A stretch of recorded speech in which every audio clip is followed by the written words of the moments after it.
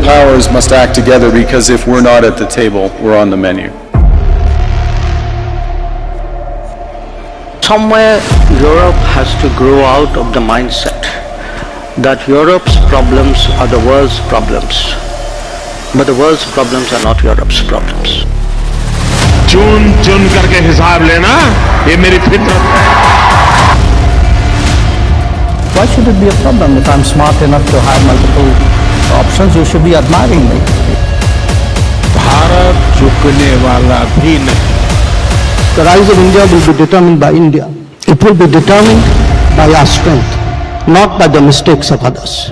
The old order is not coming back. We shouldn't mourn it. Nostalgia is not a strategy.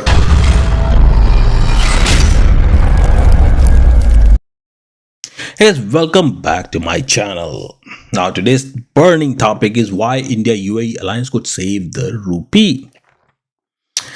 Considering the weakening situation of India's currency, rupee.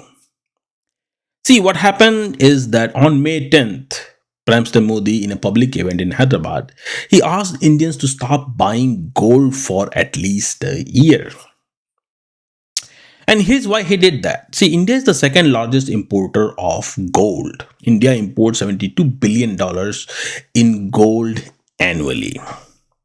So when global uncertainty, which is happening, that we see in West Asia, that crisis, which is pushing the global oil prices higher and higher, that uncertainty is very real, right? So not just Indians, actually others, normally people tend to buy gold because of the panic, right? The economic turmoil and all that. So what happens is the more gold import means a wider trade deficit. A wider trade deficit means more rupee being sold to buy foreign exchange to cover those imports. And more rupee selling means a weaker rupee, meaning that people who are holding rupee, they are just giving it away, that hey, we don't need it, right? And a weaker rupee means everything India imports, especially oil, gets more expensive. You have to understand this, that weaker currency hurts the imports, but it benefits the exports.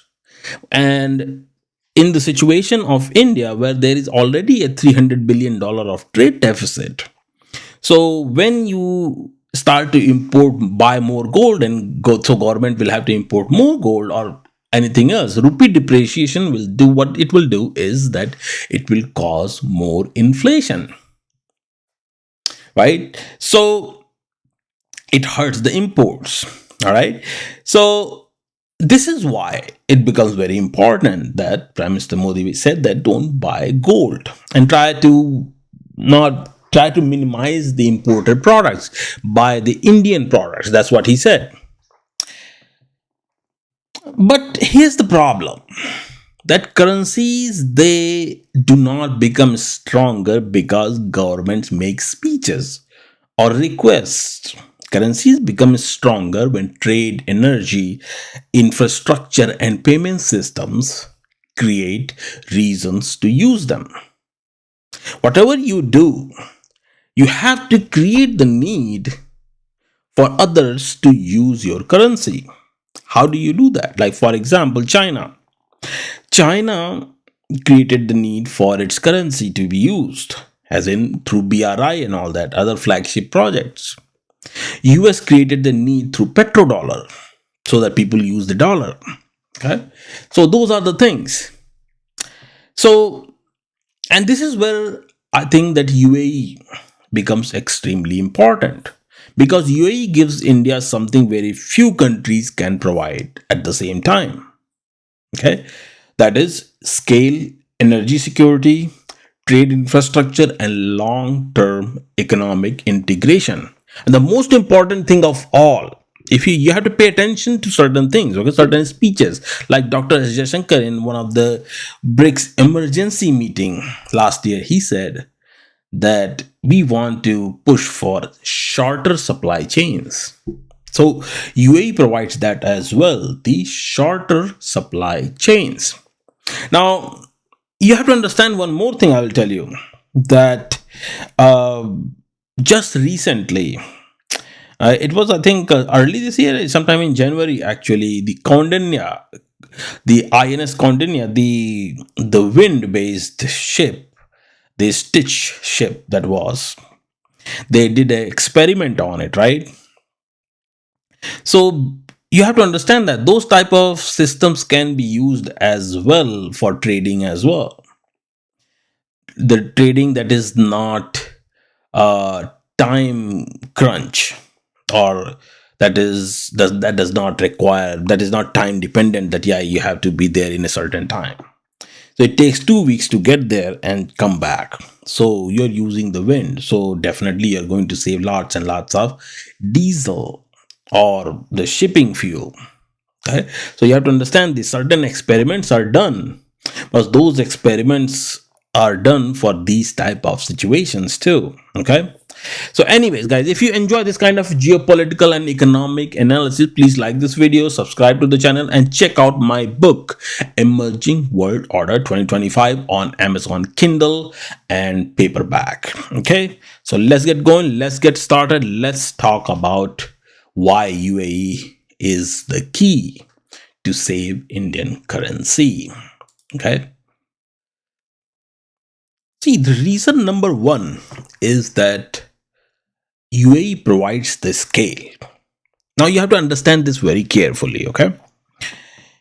See, India's problem isn't just trade, it's who India trades with. India runs a goods trade deficit of nearly $300 billion. And part of the reason is that many of the India's older free trade agreements that were signed, they were with the developing economies. Okay. Now, developing economies who actually manufacture and produce the same product. So they were not going to buy the same product from India, right?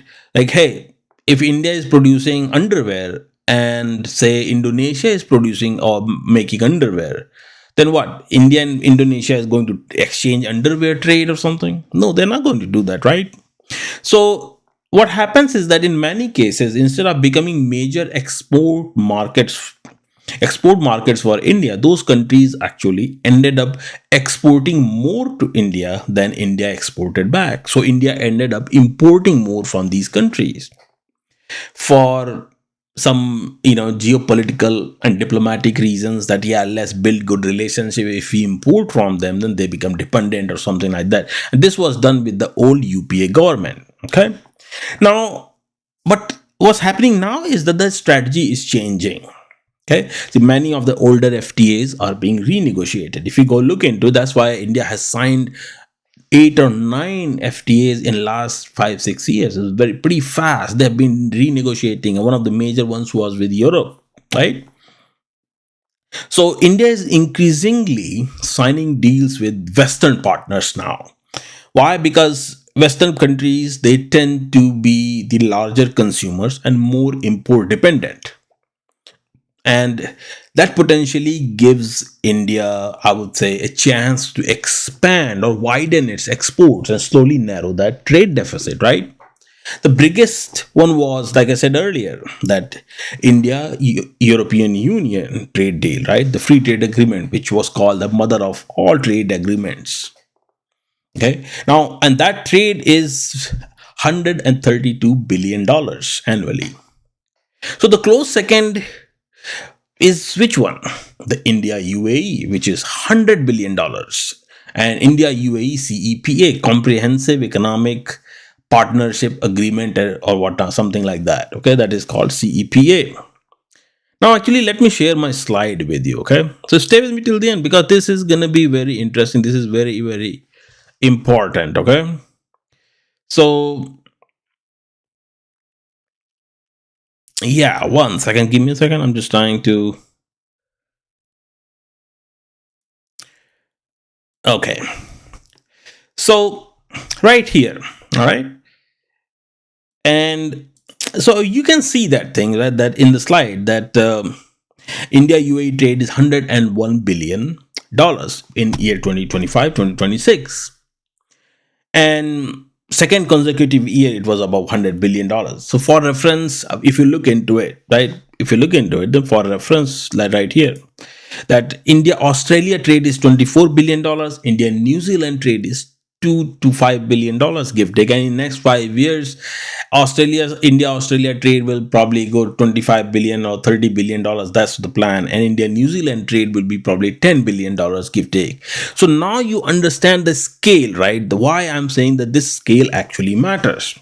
You want to trade with countries where you can actually sell more lots and lots of stuff at the same time in bulk, right? And this is why has been the key for China's success.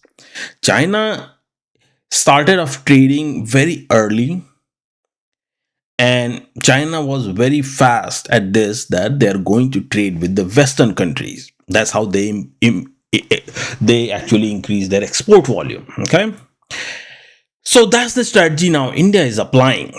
So and the plan is that that this India and UAE trade will be taken to $200 billion by 2032. In January 2026, UAE's president MBZ, he visited New Delhi, and both sides committed to that thing, that they're going to take the trade to $200 billion by 2032.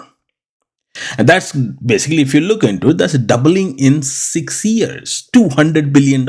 It could be more than that, actually. It's not just that it will be $200 billion. It could be more than that. So why does the size of the corridor matter so much for the rupee? Right? Because see, currencies, they don't become international through agreements. They become international through volume. Every shipment creates an invoice. Every invoice creates a payment. Every payment is a decision about which currency to use. So larger the corridor, the more of those decisions India can start pulling towards the rupee. And if not that, okay, then also now if you look into the trade deficit between the India and other countries, right? For example, I will give you simple numbers here. That trade between India and Russia is 70 billion dollars. Out of that, India imports almost 55 to 60 billion dollar worth of stuff from Russia, and only exports $5 billion worth of things to Russia. Okay, what Russians say? Russians are saying that, hey, we just don't know what to buy. And with China, India has a trade deficit of almost, say, 100 to 110 billion dollars. So out of total $300 billion of trade deficit, 50% of trade deficit comes from just these two countries. And there are BRICS countries too. So technically, if you look at it, then for India being in BRICS, actually, it hurts India more than anything else economically, right? So India needs countries where India can sell more and buy less, or export more to them and import less from them. So this way it creates a trade surplus for India.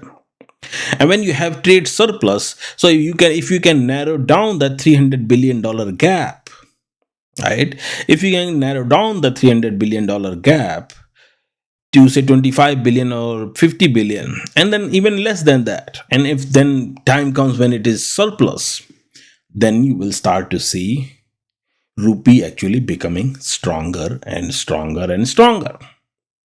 Why?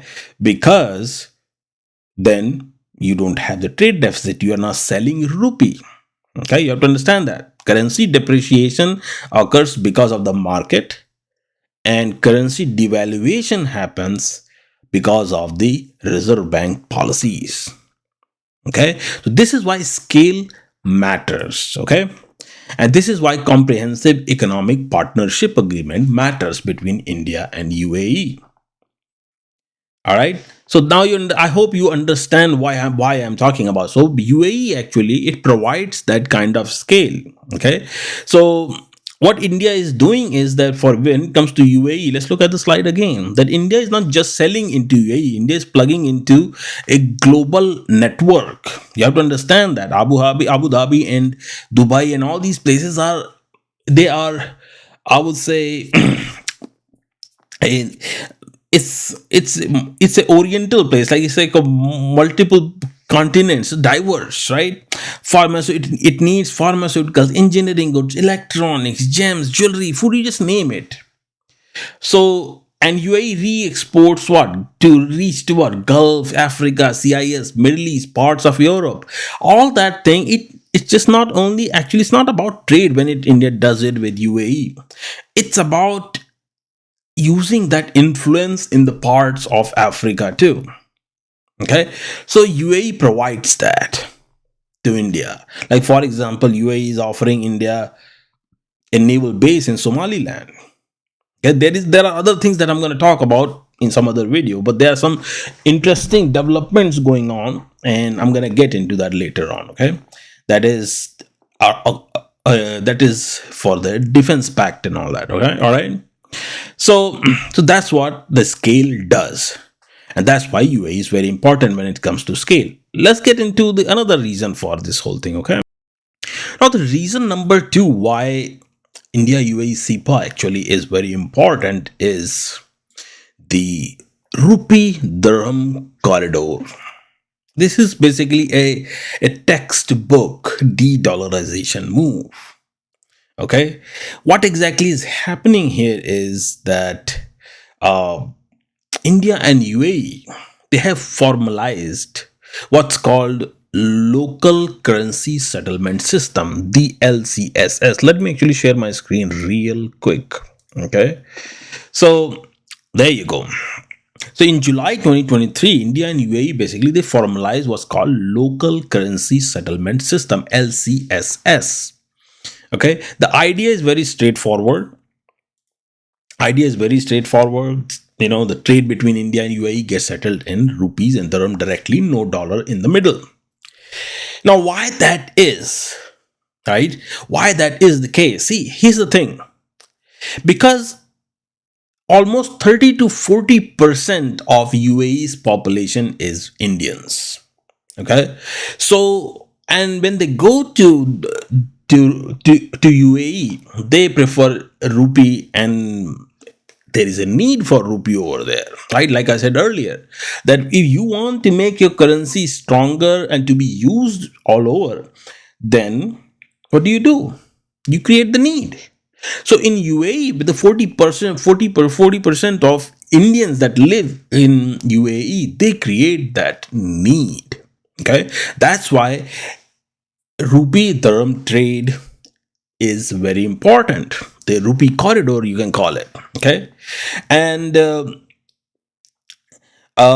first deal that was executed under this framework was between the Indian Oil Corporation when they paid ADNOC. ADNOC is, the full form is Abu Dhabi National Oil Company, for crude oil in 2023 in Indian rupee. That was the first trade deal between India and UAE in the national currencies. Okay, so what does that mean?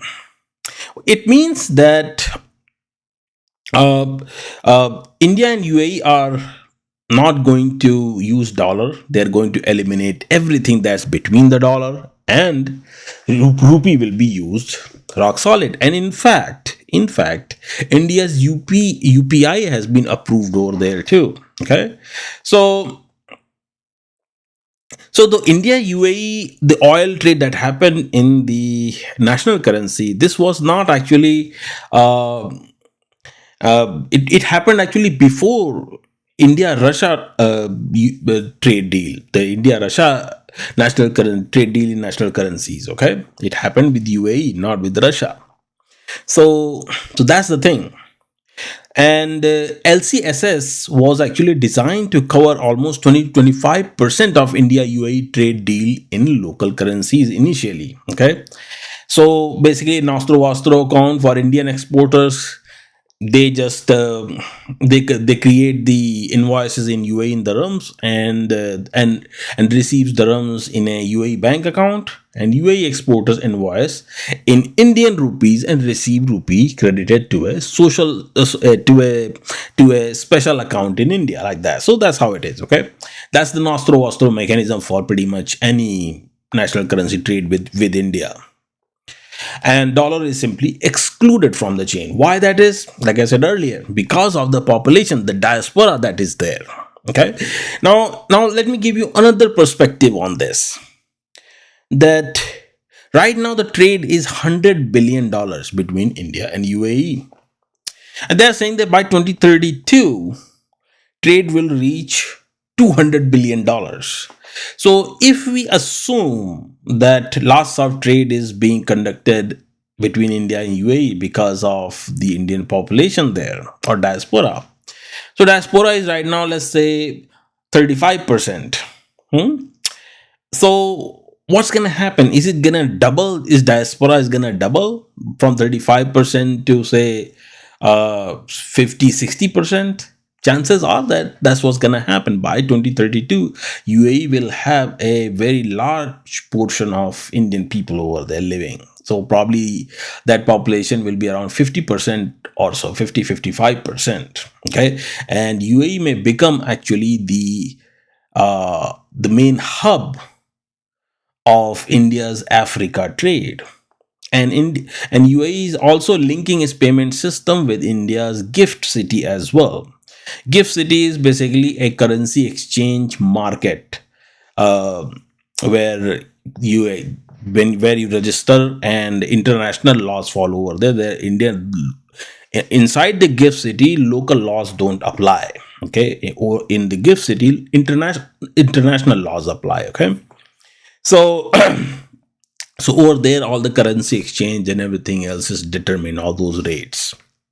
So that's what that is. And this is why India UAE CEPA matters. Okay. And because of this Indian population, the growing Indian diaspora, then growing trade between India and UAE in all aspects of things, it makes it opens lots and lots of opportunities for India and UAE, both countries. Okay.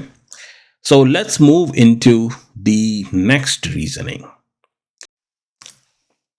See, another reason why UAE India in trade becomes very important is the energy security.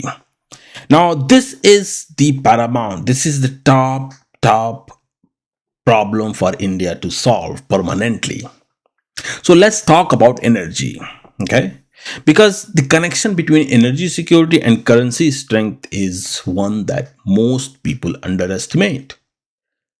And as I have explained in my previous videos on how India-Russia trade is hurting India's currency, that is the prime example of the relation between energy security and the currency strength. Why is that?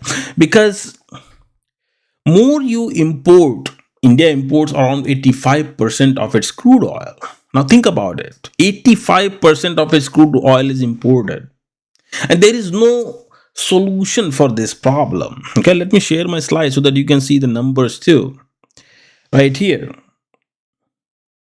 Okay, so what happens here is this. India imports 85% of its crude oil, and that number actually explains a huge amount why India is structurally exposed to dollar demand, or let's say structurally exposed to imports. India has to import. This is why India and Russia trade is there. The whole entire $60 billion of trade deficit is there, because even if India wanted to, let's say, shut it down, India cannot, because energy security is not just about energy. You have to understand this. You want to buy your energy or fulfill your energy needs from a country that cannot be bullied, that country that cannot be scared, and a country that cannot be put under pressure, or country whose supply chain cannot be disrupted. Okay, like what happened with Iran. Look at Iran. Iran tried to fight back, did all that, but its supply chain has been disrupted. Sanctions are there, but now Americans are saying that, oh, we won't let you sell your oil at all. Can the Americans do the same thing with the Russians? They applied sanction, India is buying oil from them. Can they stop Indian ships? No, they cannot. It's that simple. You have to understand this. Can they do it? No. That's why energy security matters. You have to understand the energy security not just from the energy point of view, but from the whole entire picture, the holistic view of it, right? So so what happens is that every time oil prices go up, India needs more money. India has to pay more money for imports, right? Regardless of the currency. And that puts pressure on the rupee. Why? Because the trade deficit widens every time this happens, right? So because it's not that India is importing more oil or India is increasing that number or this that. India's total need is 5.5 million barrels per day. That need is not drastically going up. The problem that what's going up is the oil prices.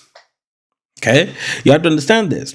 So because the oil prices are going up, so India's import, the numbers, the import money is going up, the import cost is going up, and therefore it's widening the trade deficit.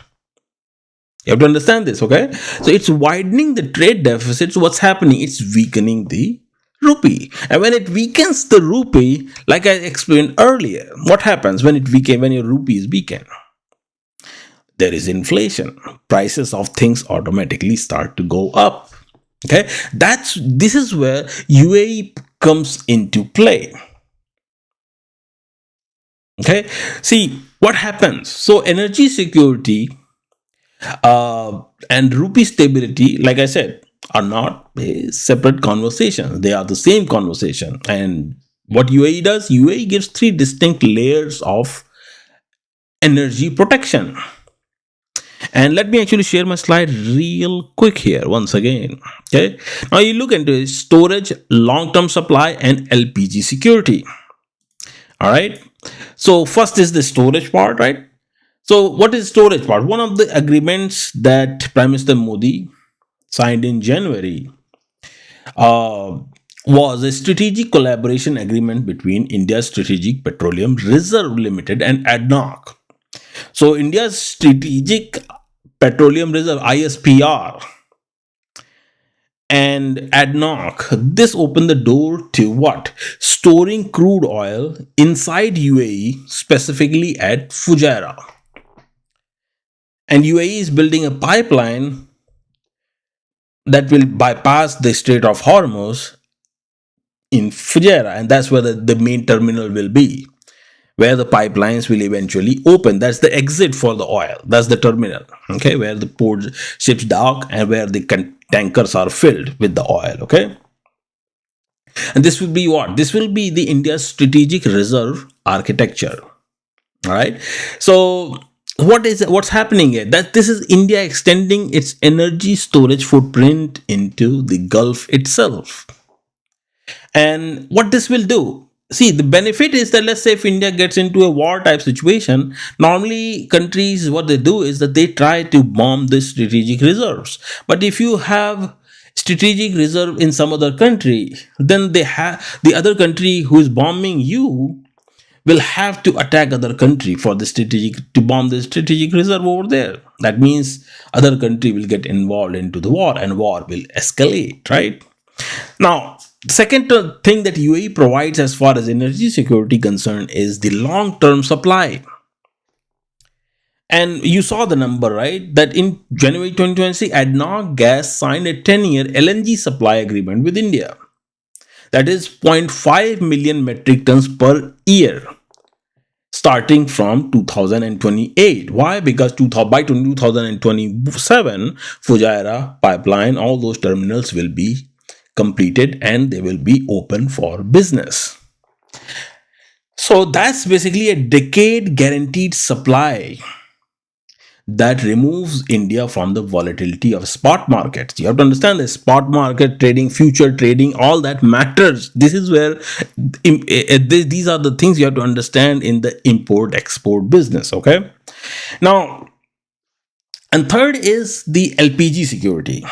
So, on 15th May, when Prime Minister Modi actually visited, then uh, once again, Indian Oil Corporation had now signed LPG supply agreement covering both household and industrial demand. Okay, so you have to understand one thing here, that India is reducing its dependency of natural gas from Qatar. Okay, because of lots of other jihadi things that happened couple of years ago, and India realized that this is a serious problem and India will have to address this. So so that's why from that point on I knew that slowly and slowly India is going to do something about it, and here they are doing it. This is the perfect opportunity, quite frankly. And I had made a video on this whole thing, that explaining that what is the primary objective for Israel. And primary objective for Israel is to economically paralyze or weaken the economy of Saudi Arabia and Qatar, both countries. Okay, and that's what's happening right now. So another thing, see, the another thing about the UAE's energy security is this: that by 2027 onwards, uh, India may actually import all the 5 million barrels per day of crude from UAE, because UAE is going to expand its capacity. And India may actually import the whole entire UAE oil from UAE to meet its domestic demand. And India may just simply buy more and more cheap Russian oil to export that. So what does that mean? It means that if India is buying cheaper crude oil and exporting it at a higher price, so India is actually reducing that the trade deficit by doing that. Okay, and with UAE also, India will what narrow down the trade deficit too, right? So that's the whole entire energy security game going on. And by buying the Russian oil, cheaper Russian oil, and selling it all over, what's going to happen is that the way dollar devaluation is happening, the way war risk is increasing, the insurance, all that, it is increasing the crude oil prices. Okay, and because the crude oil prices are going to be 100 plus and all that, and if India is selling refined crude product at 80, let's say India is selling diesel at $80 per barrel, India is selling petrol at $80 per barrel, like that, then why would anybody go and buy crude? Even though they may have refineries, but they will just simply import the refined crude products. It means that it gives a very good opportunity for Indian refineries to capture the oil market. Okay, so this is another reason why UAE becomes very, very important in this game. So when we talk about the final thing, the elephant in the room, that how all this is going to actually narrow the trade deficit. See, let me actually give you some numbers here. Okay, let me share this my slide here real quick. So now if you look into my slide, what India exported, what 37.36 billion to UAE in year 2025-2026. India imported 63.89 billion, right? That's a deficit of what, 26.53 billion, driven largely by what, the crude oil, petroleum products, gold, and precious metals.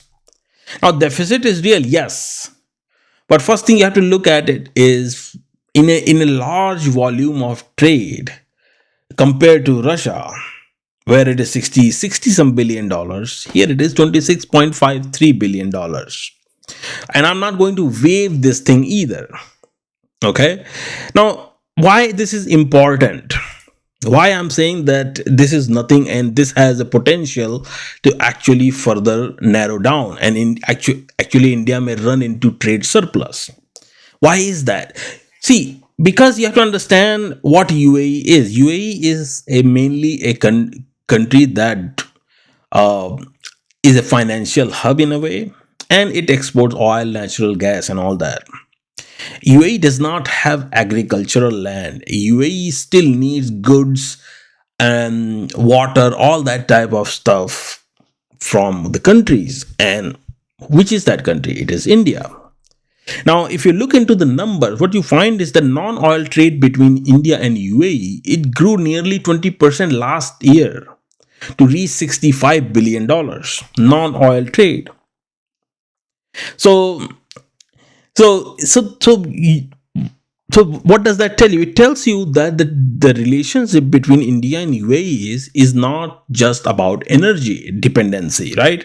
It is diversifying, and more you diversify that trade, okay, more it will go in India's favor. Now think about the $200 billion target. If India and UAE hit that by 2032, India doesn't need to stop importing oil to get there. It just needs what? Exports to grow faster than imports. And CEPA was designed exactly for this, giving Indian sectors with structural advantages: electronics, pharmaceuticals, engineering goods, food products, textiles, then greater access to UAE and the broader network it connects to, and the tourism and all that too. And Indian population is going to grow over there. So you have to think about all these things, okay? And all that matters. And you have to understand another thing, that UAE is a re-export hub. India is not just selling to 10 million people, that is the UAE's population. So India is using the UAE's logistics architecture to reach markets across Africa, the Gulf, Central Asia, and beyond. So UAE is becoming what Iran was supposed to become, the Chabahar port. You have to understand that, okay? That's what UAE is becoming. And UAE was the dry dock port that I said earlier, and few other ports are there in UAE, right? So those ports were the first entry point for IMEC as well. So once India signs this, once all this gets executed, you will notice that means that IMEC has already started the work. The trade on IMEC has already started. It's just that it will further expand to Saudi Arabia, to Jordan, to wherever things keep going based on the security and all that, right? So overall, the right question is not that does India have deficit today. The right question is that can India use a 100 billion corridor and UAE's global reach to grow exports faster than imports over the next decade? That's the key part here. And because if that happens, then trade deficit will what? It will narrow down. Okay? And Rupee will become stronger and stronger and stronger. So next 10 years, which is what? 2026. So I would say by 2030, in fact, you will start to see that Indian rupee will start to gain market, and it's going to start becoming more and more stronger. Okay. And India has already signed trade deals with Ethiopia. Saudi Arabia is there in the scene. Then other countries are there in African continent as well. So you will see this thing, and as trade with Europe will grow, these things will have a whole different impact on India's economy, okay, in a positive way. So if you're seeing whatever you are seeing right now, this is just the tip of the iceberg. You have just wait till 2030, I would say, not in wait till 2030, you will see what's going to happen with the economy. The rupee will start to become stronger. By 2035, I think rupee will seriously start to gain traction. Okay. So this is the story, guys. Okay. This is how it's going to play out. And that's why UAE becomes very important. All right. So this is it for this video, guys. I hope you enjoyed the video. Please do like and subscribe, and I will talk to you guys in another video. Take care.